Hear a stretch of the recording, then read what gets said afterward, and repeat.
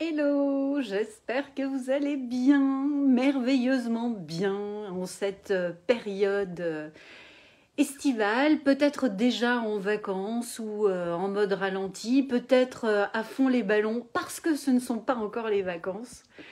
En tous les cas, j'espère que vous allez merveilleusement bien.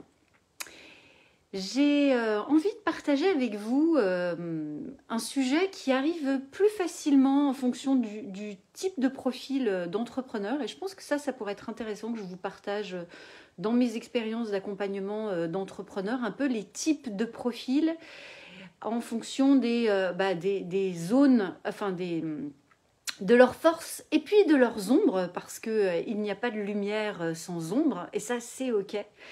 Dans ces ombres, eh bien, parfois, il y a, il y a plus ou moins certaines adhérences. Et là, je voulais vous parler justement d'un type de profil de dirigeants, d'entrepreneurs qui sont très efficaces dans la planification, dans la mesure, l'anticipation, mais qui parfois peuvent avoir aussi tendance à se focaliser sur tout ce qui ne va pas. Et ça, je peux l'observer notamment à l'occasion des séances de coaching. Et j'aime bien démarrer par comment tu te sens, quel est ton état émotionnel, qui donne déjà beaucoup d'indications, mais aussi d'apprendre à se focaliser sur ce qui va, de mettre son focus sur ce qui va, même si c'est des tout petits pas, quand même de mettre son focus sur ce qui va. Ça fait écho à une conversation que j'ai eue ce matin avec un entrepreneur qui a effectivement cette dextérité à identifier tout de suite les challenges, les obstacles, et c'est vraiment sa zone de génie à reconstruire un peu quand c'est dans le chaos, à reconstruire et structurer.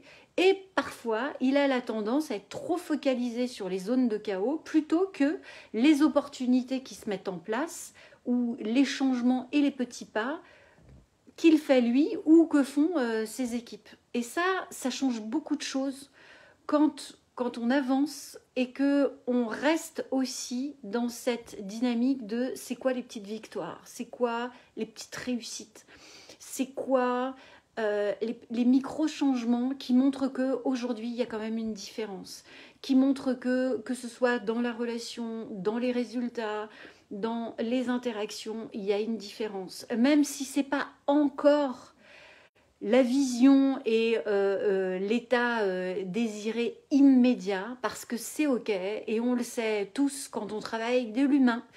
Bien sûr, hein, c'est ce qui fait la différence aussi avec la digitalisation. Quand on travaille avec de l'humain, eh ben, il y a du calibrage, il y a un temps, que ce soit pour soi ou pour les interlocuteurs. Et du coup, en tous les cas, ça me semble super important de valoriser ces micro-changements pour aussi donner l'information à son cerveau de, eh bien, je mets en place des actions, je fais des efforts et regarde, je vois qu'il y a des choses qui bougent, qui changent, donc je continue d'avancer dans ce sens-là. Sinon, l'autre spirale que ça alimente, c'est, tu vois, je te l'avais dit, ça marche pas, ouais, c'est pas comme ça, et puis de toute façon, c'est toujours comme ça qu'on a fait, et puis tu vois bien, ça fonctionne toujours d'une même manière, enfin... Il y a ce discours interne, on ne va pas se le cacher, qui est à l'intérieur de chacun de nous. Et du coup, c'est quelle responsabilité on a pour orienter justement notre cerveau, pour orienter l'observation sur ces micro-changements plutôt que ces zones d'adhérence qui restent encore présentes. Je ne sais pas si c'est clair ce que j'exprime, mais n'hésitez pas à me faire un feedback s'il y a besoin d'éclairer. Mais ça me semble tellement important parce que parfois, les entrepreneurs ou les dirigeants ont tendance à rester focalisés justement sur ce qui ne va pas, sur ce qui n'est pas encore là, sur ce qui n'est pas encore atteint comme objectif. Et on le sait, il y a des fois, il faut essayer 999 fois, hein, comme Edison avant d'obtenir le résultat. Mais ce qui fait la différence, c'est de rester focalisé sur les petits changements, sur ces micro-changements qui, à force de faire des micro-changements, vont créer de vrais changements. Mais d'orienter vraiment son observation sur ces micro-changements plutôt que sur ce sur quoi ça fonctionne pas. Wouh, moi j'ai bientôt besoin de vacances, hein, ça se sent. Et c'est bientôt, c'est vendredi. Waouh, j'ai tellement hâte, ça va être top.